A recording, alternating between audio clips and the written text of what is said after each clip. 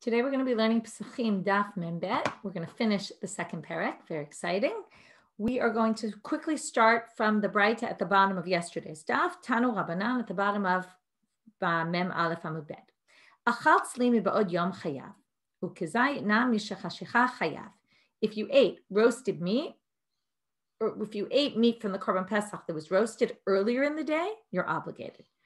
And kezayid na mishachashicha chayav. And if you ate a certain amount of kezayid, an olive bulk of the meat, once if it was partially cooked, remember we define na as being cooked but not fully cooked, then you're obligated. So again, we compared these two things, even though they're very different, right? The tzli, the roasted meat has to be eaten at night. You can't eat it during the day.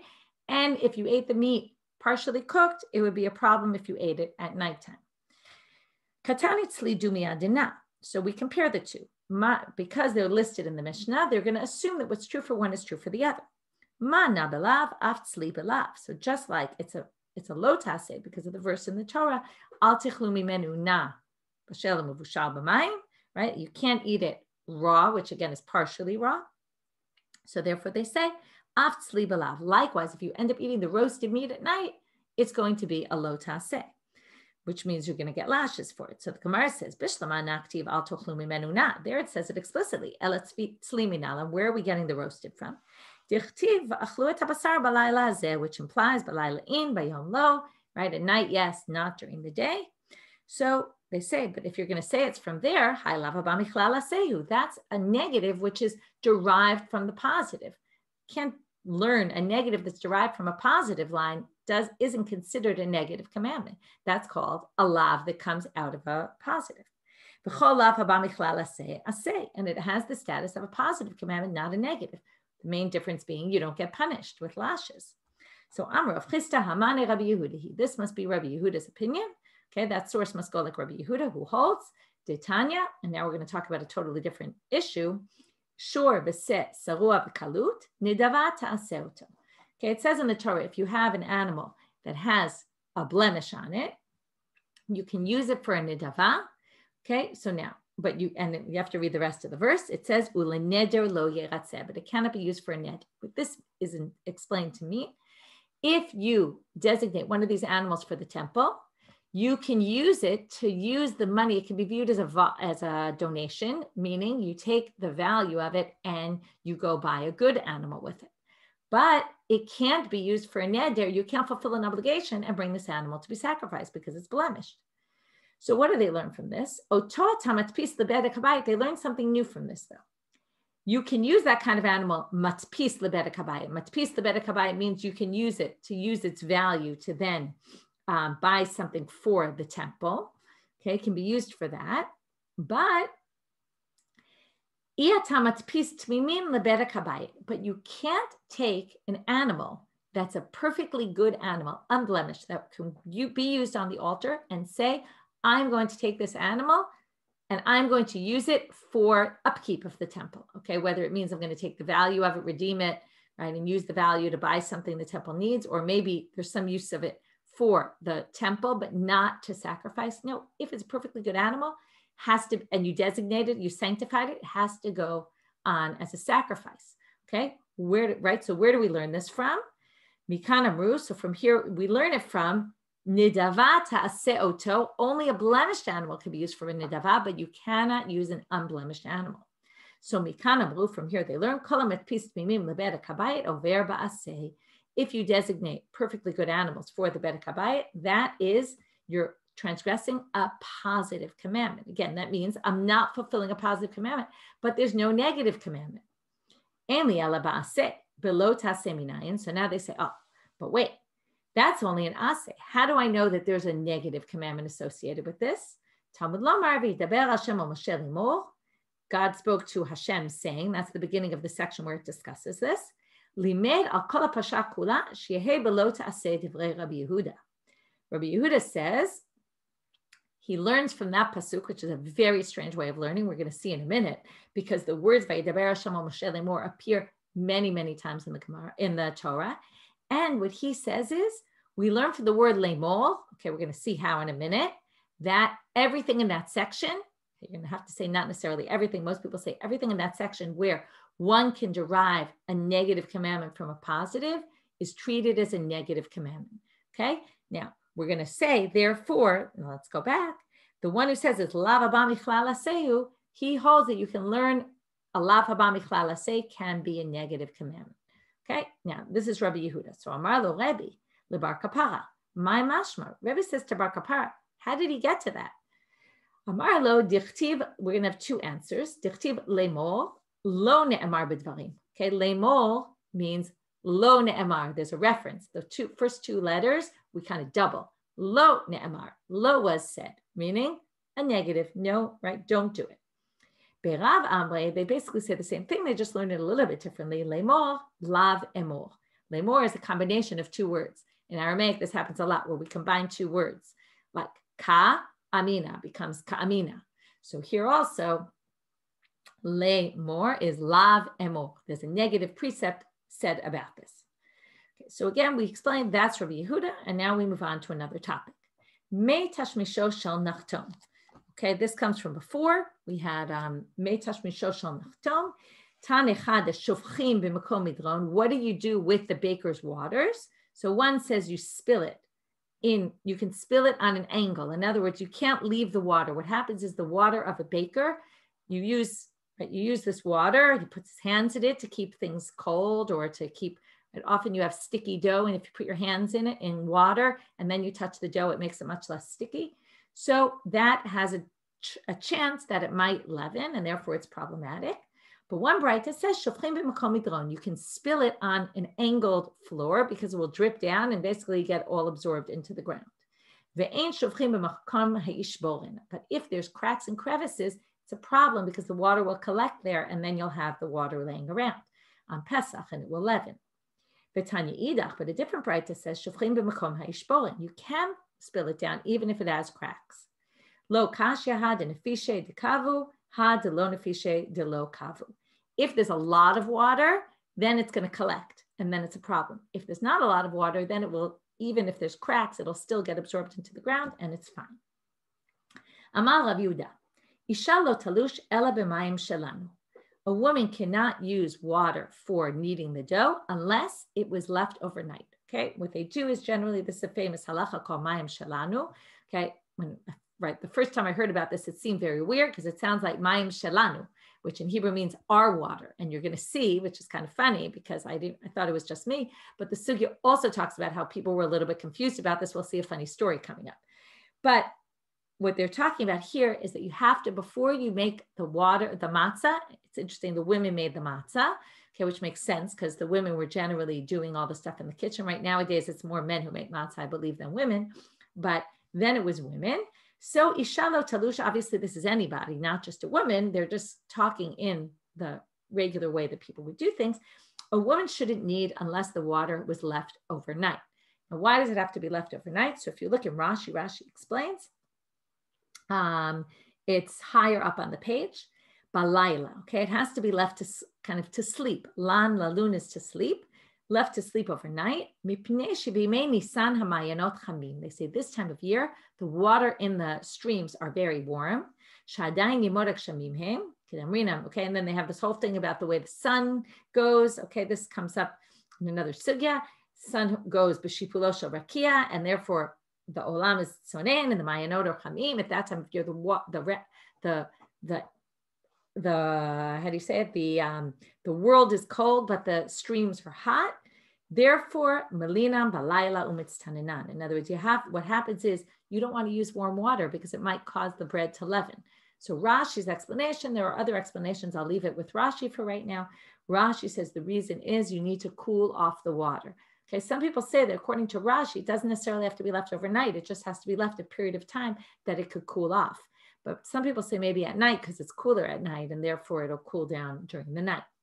So in any case, we see here, she has to use mayim shelanu. So now we get our funny story. He taught it in Paponia. So everybody brought, aitu is to bring, they brought their jugs and they went to him to get his water because he said, you need to use mayim shelanu, our water. So everybody thought, oh, we need his water. So they came to get his water. And Va'amru le havlan maya, and they said, please give us water. Amar lehu, ana b'maya devitu amre. No, I meant water that stayed overnight. I wasn't talking about water. My water, you misunderstood. So here's a good explanation. Here's a good story of how people can be easily misunderstood, especially that term, which again, the first time you see it, you think, oh, it means our water. What does that mean? What does that have to do with anything? Darash Rava. Rava said the following drasha: Isha lo talush b'chama. She can't do it in the sun. She can't knead her dough because again the sun will heat it up. V'lo b'chamei chama, and not from something that was warmed by the sun. V'lo b'mayim hagulfim. Right? I guess they mean here maybe b'chama doesn't mean in the sun, but water that was warmed up from the sun. V'lo b'mayim hagulfim min amulial. Okay, we saw this in Shabbat, Masechet Shabbat. It was, Rashi says it's a dud gadol of nechoshet. It was like a big water heater that they would put coals underneath and warm it up. You can't use the leftover water from the bottom because it's still warm. Okay, she has to stay by the oven. She has to stay with the dough. She has to basically keep the dough, keep dealing with it until she puts it in the oven. Tzarich, right? This should be, one second, shnei kelim. Okay, so she should have, it's a debate about whether it's tzarich, whether she has to have this or doesn't necessarily have to have it, but we'll talk about it in a minute. Shnei kelim. She needs 2 bowls of water next to her. Echad shemakatefet bo, one that she puts water on top of the dough, that she brushes on top. Ve'echad shemetzanenet bo et yadeha, one that she cools her hands often. So again, we talked about before that you would use the water. People will put their hands in the water. It seems here the issue is she wants to make sure, and some people say it's only if she's dealing with the oven also. Then her hands get warm from the oven and then she goes and deals with the dough. So she needs to cool her hands down. Some people say the idea is that if she's brushing water on top of the dough, she has to make sure it's not warm water that she rinsed her hands into that then got warm from her hands. Let's say her hands were by the oven and her hands got warmer. Therefore, she needs to keep 2 separate ones, one to keep her hands cooler and one to use for brushing, and not to mix the 2, because that will cause, if she brushes, she uses the water for brushing and her hands got it warm, that would be a problem. Anyway, there's a bit of a debate about what exactly this is all about and whether it's necessary, or if she does have water, then she needs to have 2 separate bowls of it. What if she anyway went ahead and kneaded with warm water? And let's say it didn't rise, didn't leaven, right? Even though she used warm water, because it's possible to do it without. This is all a concern just in case it'll help it leaven. So what if she did it anyway? Marzutra amar mutal, Ravashi amar asur. So one permitted, one did not. Amar Marzutra says, where do I get it from that it's allowed? Titania, ein lo titinit haseorim bepesach. You can't soak the barley on Pesach. Ve'im latat, if you did anyway, nitbaku asurim, if they cracked open, then they're forbidden because they'll leaven. But if they didn't crack open, lo nitbaku mutarim, then it's not a problem because the water didn't seep in and it's not going to cause it to leaven. And therefore, what do you see here? Only there did they say, right? Did they say, if nitbaku asurim? But it didn't say it here. So therefore, we assume it wasn't a problem. Ravashi amar, atu kulu chada mechita machtinu. Sorry, my mistake. He says, lo nitbaku mutarim. If they didn't crack open, then it's okay. So what do you see? The whole concern was maybe they'll crack open. But if it actually didn't crack open, then it's fine. It's no problem. We don't punish you and penalize you because you did something that you shouldn't have done. Okay, so there you see, likewise by us. But Rashi doesn't like that. He says, atu kulu chada mechita machetinu. What, you're going to treat everything the same? Itmar, itmar. Lo itmar, lo itmar. There it said we don't penalize you, but where it doesn't say anything, we're going to assume that we're going to penalize you, which is interesting because you might think only if they said they're going to penalize you, but he will use it as the reverse. Here it says if you did it, it's okay, but it doesn't say that by us, so therefore we're going to assume that it's a problem. And with that, Hadron alach kol hasha'ah. This is quite a long parak. We finished it. We're done with the second parak of Pesachim. We're already about a third of the way through with the Masechet, and now moving on to the new chapter. This chapter starts out in a bit of a strange manner. It uses a word that's not very commonly used in the Mishnah. There are a few times it's used, but not so many. In Safrai's book, Mishnah Israeli quotes a bunch of places where it's listed, where it's used, but it's not very common. And as a result, it causes a lot of confusion among the commentaries as to what exactly is meant here. So I'll mention a few different commentaries. Elu ovrim bepesach. Okay, the topic of our next section is going to be all different types of things that aren't real full chametz. Okay, either they're what's called ta'arovet, which means a mixture of chametz mixed in with something else, like a little bit of bread, but lots of other things, or something that's chametz, let's say, or we're going to talk about chametz nukshe. Chametz nukshe is chametz, something that doesn't really leaven well or isn't really so edible, and yet it's chametz. Okay, so we're going to talk about these different categories, and we're going to try to, all these things, if you eat them, you're not obligated karet. So according to some, what the Mishnah is discussing is even though there's no karet, if you were to eat them, you're still over on bal yira'eh and bal yimatzeh, and that's how Rashi explains the first part of this Mishnah, or the first word of the Mishnah, elu ovrin. These things you're over. Over means, okay, it could mean lots of things. Rashi explains over to be transgress. You transgress, it comes from the word avera, comes from over. Okay, avera is a sin. So Rashi says, elu ovrin alehem bebal yira'eh ubal yimatzeh. Okay, and then he tells you, by the way, just so you don't worry, when we don't understand what any of these things are, kulam mefarish lu b'gemara. Okay, the Gemara is going to explain what all these things are. So these are things that you're obligated on bal yira'eh and bal yimatzeh. Let's just list them. Kutach habavli v'shech. Okay, the kutach, we've learned about that before. It's the spoiled bread with the moldy bread with the spoiled milk and the salt, and it has a bunch of things mixed in. It was used as a dip. Okay, one of the things that Safrai claims is that all of these things are things that are left for a very long period of time. Things that you store. They're not things like your fruits and vegetables that you eat and then you're finished with them, or something more fresh. But these are things that were like dips and other things that are left for a very long time. And that's why these things are a greater loss for you to have to get rid of them before Pesach.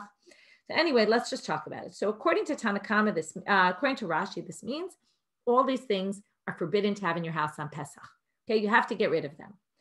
So kutach habavli, shechal hamadi. We saw, by the way, by kutach habavli, that if you made it, there was something about making it 30 days before Pesach.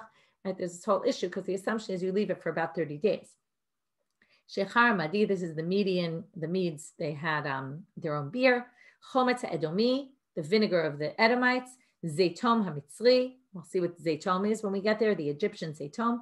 Zoman Shel Tzabaim, some kind of thing that belonged to the dyers. Ve'amilan, right, dyers, D-Y-E-R. Amilan Shel Tabachin, this is something that the butchers used. We'll see what this is. And or the people cooking. Kolan shel sofrim, and the sofrim, the scribes, had this kolan, which we'll see what that is. Rabbi Eliezer Omer af tachshitei nashim, also jewelry of women. We'll have to see what that is exactly. Zeh haklal. This is the rule. Kol shu mimin dagan harei zover bepesach. Okay, if they're min dagan, if they come from something that's one of the grains, it's a problem for Pesach. Harei ze over. Notice they use the same language. So however we explained over in the beginning, well, I'll explain it here. So according to this, it means you have to get rid of it. Bal yira'eh, bal yimatzeh, it doesn't matter if it's something you keep for a long time, some ta'arovet, some mixture, it's chametz nukshe, it doesn't matter, you have to get rid of it. Harei elu ba'asara ve'ein behem mishum karet. Okay, now, but if you eat them, it's not karet, it's just that you shouldn't do it, you're warned, but there's actually you don't actually get punished for it. That's Rashi. Tosfot says, what are you talking about? Okay, Tosfot says it can't, or Rabbeinu Tam specifically says it can't be. And at the fourth to last line of Tosfot, Elu Ovrim bePesach, says V'nireh leRabbeinu Tam de Elu Ovrim perush haochalin, haochalin, right? The food, these foods. Ve'ovrin hainu me'al hashulchan delav b'nei mechal ninu avabal yira'eh leka. You can't have them on your table, but you don't have to get rid of them. It's not chametz. You ever have this before Pesach? Do you have to get rid of your flour? Right? You have to get rid of certain things. So they say this isn't actually chametz, any of these items. And we go back to Safrai, who said this is a big financial loss. So therefore, we don't make you get rid of it, but you can't put it on your table. So ovrim means take it off your table. Okay. Another explanation that Safrai brings, and it comes from other commentaries also from before, he says it means over also means to destroy, to finish something. So he says you have to destroy these before Pesach. Now, not necessarily that it's bal yira'eh, bal yimatzeh, but you still should destroy them. Okay? Tov. So different possible interpretations. We're going to move on from here. Tanu Rabbanan. Shlosha dvarim ne'emarim b'kutach habavli. So now, this is one of our classic, interesting sugyas, or Some people find them more interesting. Some people find them less interesting. We're going to hear about health tips of the rabbis. Okay, so here we go. There's three things that they say about the Kutach Habavli. Mitamtem et halev, it closes up your heart, right? That's not a good thing. Sounds like heart attack. Misameh et ha'inayim, it blinds the eye. And makhisha taguf, and it weakens the body. So how is this? Mitamtem et halev, mishum nisyobi de chalva. Because of the milk in it, the milk causes it to clog up things. Because if you remember in Brachot, we learned about the salt. The sodomite salt was very strong, and if you touched your eyes with it, it would blind you. That's why they instituted mayim achronim, washing your hands after the meal. So here also it had salt in it, and the salt's very strong, and it caused people to end up being blind. If you touch the food and then there's salt in your fingers and you rub it in your eye, you could blind yourself. It weakens the body. Mishum kamunita de uma. Okay, this is because of the Rashi says the bread rots within it gets moldy, and that causes you to weaken your body. Okay. Tanu Rabbanan, next one. Shlosha dvarim marbin hazevel. Following things cause waste in your body, create a lot of waste. Vikofefin et hakoma, and they either shorten your stature or weaken your body. And they take away 1 in 500 of people's vision, meaning again, it makes you slowly blinds you. Elohim, what are these? Pat kebar, this is like whole wheat bread with all the bran in it, right? Interesting how they thought that was really bad for you. Vishechar chadash, new beer. Vit yarak chai, and raw vegetables. Okay, they seem to be in vegetables that we don't generally eat raw, and you eat them raw. Tanu Rabbanan, shlosha dvarim ma'atin et hazevel. There's 3 things that cause, this is the opposite, makes less waste in your body and cause you to stand tall and makes your vision better, right? You would have thought this would be carrots, but no. Eluhem, patnikia, clean bread, okay, meaning they've cleaned it from everything. It's the fine flour. Basar shamen, fatty meat, right? Also not something we generally think is so healthy nowadays. The yain yashan, an old wine. So panikia, they say sakadat hamina. Sorry, did I skip the page here? Okay, let's go back. Panikia, now they explain what are these things. Dismida, this is the very fine solet. Okay, that was considered the finest flour. Basar shamein, ditzfir to delo itpach. Okay, they say it's a goat that never that didn't give birth yet to any children, any offspring. That's the one that's considered the fatty meat. Yeah, it's interesting, right? Women generally after pregnancy become more heavier, but they say specifically basar shamein, the fatty one is the one before, one who's never given birth yet.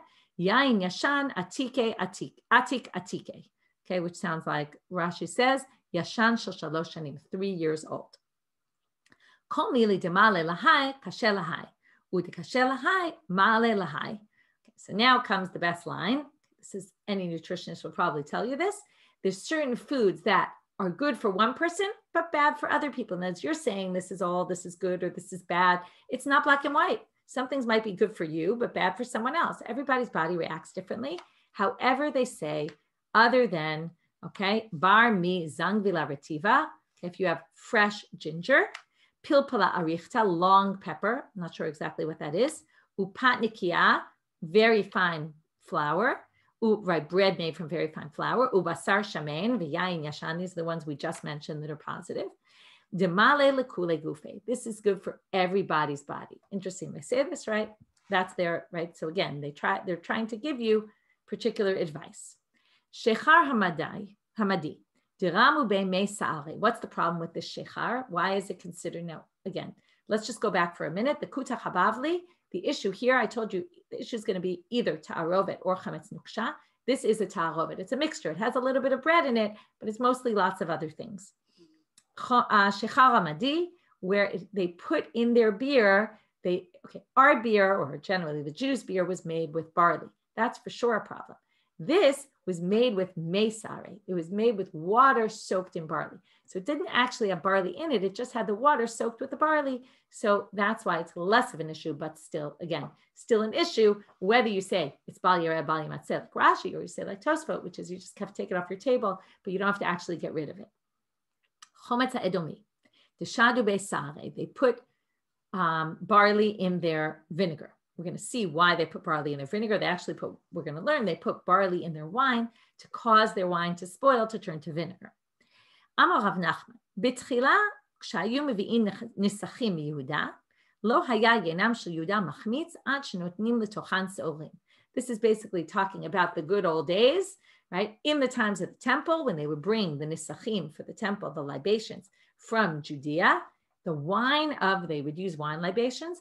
The wine of the Judeans would not spoil unless they put barley in it, meaning it just didn't spoil, right? We all know wine at a certain point turns into vinegar.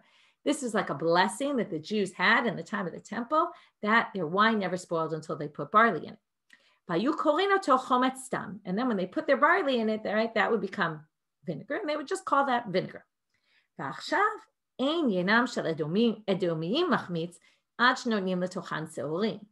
וקוראים אותם חומץ האדומי לקיים מה שנאמר, אם מלאה החרבה. אם מלאה זו, חריבה זו, ואם מלאה זו, חריבה זו. Remember, the Edomim come from Esav. And if you remember of the dream of what they were told, right, with the twins, that when one goes down, the other one will go up, and one goes up, the other will go down, right? That's what Yaakov is told in his dream. So what they're saying here is, after the destruction of the temple, the Edomites, they became the ones who this blessing was true for. And that's why their vinegar always has barley in it. And it's now called, it used to be just, we would call this vinegar. Now we call it the vinegar of the Edomites, and that's the one that has barley in it mixed in. And that's why their vinegar is problematic, even though our vinegar is not a problem. And they say this is a fulfillment of the prophecy.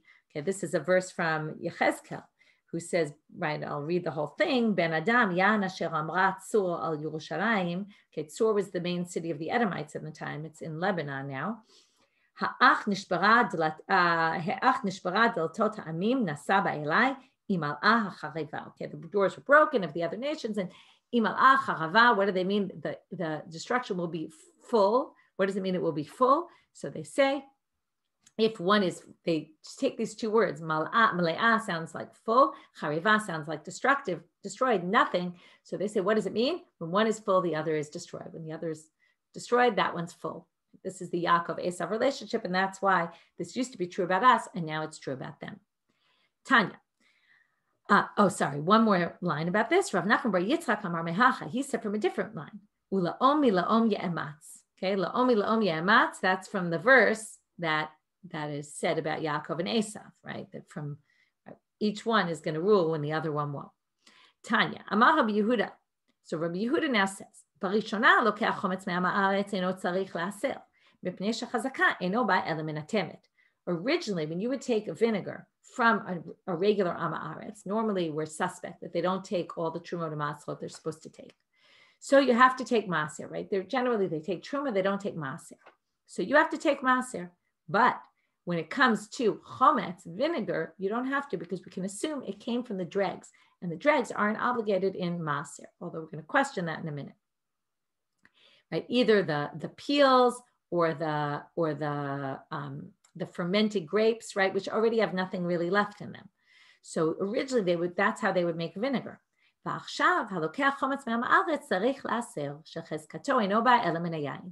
now we actually make vinegar from wine because our wine spoils, right? So again, we're going to end up, then you have to take the maaser from them. The Savar Rabbi Yehuda, Temed Lav Bar Isurehu, does he hold that you don't have to take maaser on Temed? The Hatnan hamitamed v'natam mayim b'midah umatza kedei midato patur. The Rabbi Yehuda mechayev. If you take this Temed and your dregs and you soak them in water, and then you measure, and the amount of water you put in is the exact measure that you now have wine, right, or vinegar that they soaked with these dregs, and you now have the exact amount that you had before you put the dregs in, which means the dregs really don't take up any space, then you're exempt from maaser. But Rabbi Yehuda obligates you. So how could we say that he doesn't obligate you here? And in our previous one, right, we said it came from the temet, it's not a problem.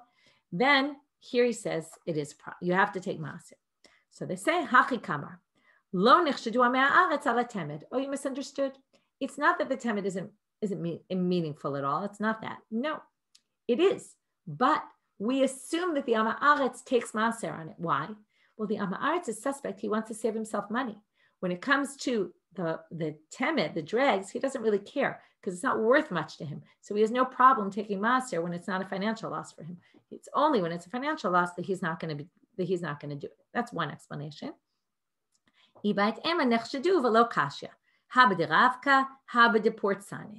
there's a difference between, okay, let's see what these are. Rashi says, b'temid portsani, where you put mayim on, there's a difference whether you put the water on the chartzanim, okay, or, right,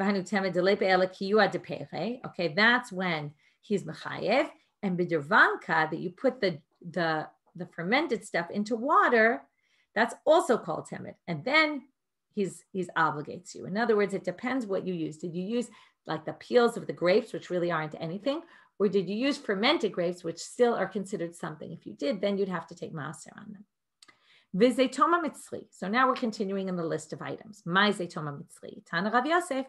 Tilta sare, tilta kortame, v'tilta milcha.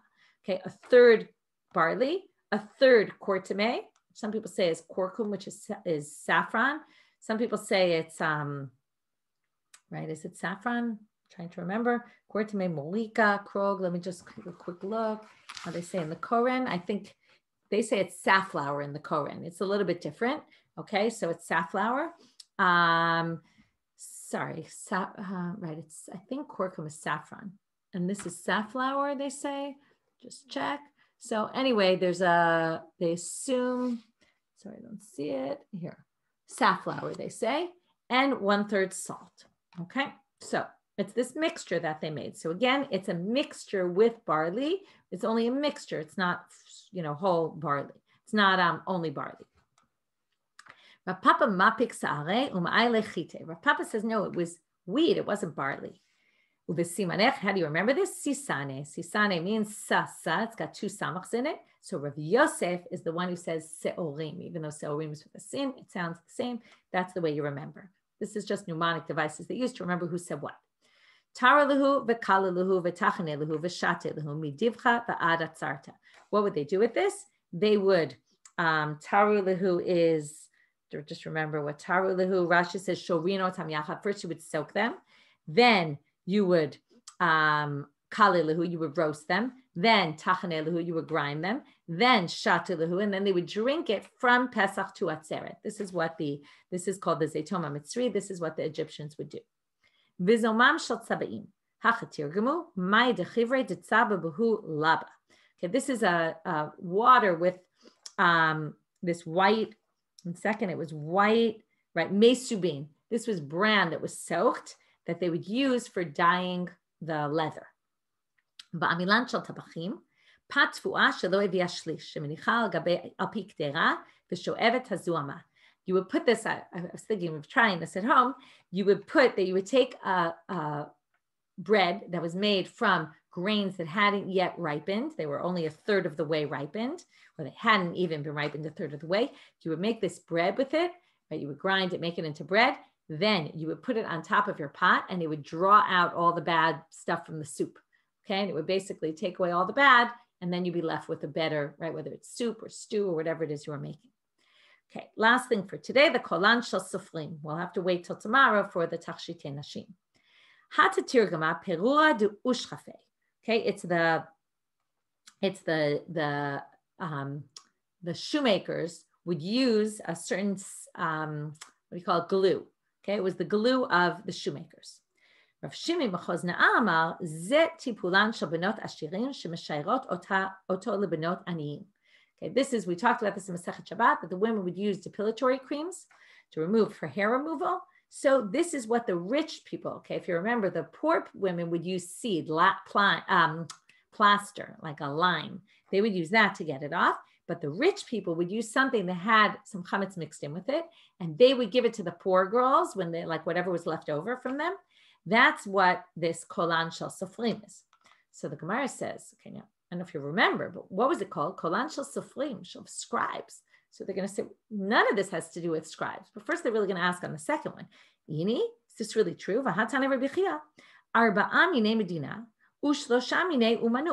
So the first question they're going to ask about this depilatory cream is, already Rabbi Chia said about our Mishnah, 4 of the items are meant for Medina. Now you can understand this in 2 ways.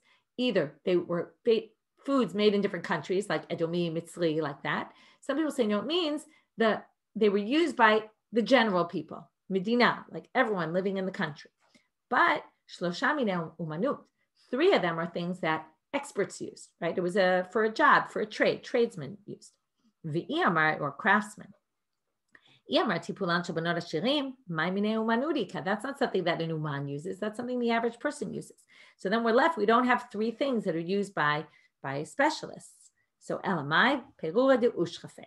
Okay, so wait, so you're going to say, okay, well, then that's not good. It must be the shoemakers, because that makes sense. Then it's umanut. But amai karile kolan shel sofrim, kolan shel ratzanim mebaile. It should have been the glue of the shoemakers, not the scribes. So Amar Rav Oshai Olam Peru de Ushchafe, Umay Kari Le Kolan Shel Sofrim, the Sofrim Nami Madbikim Behuna Yarotehen.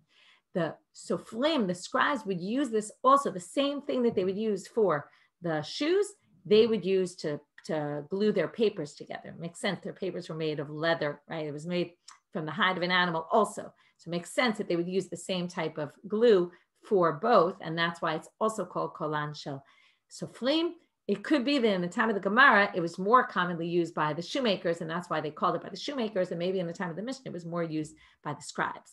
So we'll end with that for today, and we'll pick up after on Sunday morning. Shabbat Shalom or Shavua Tov.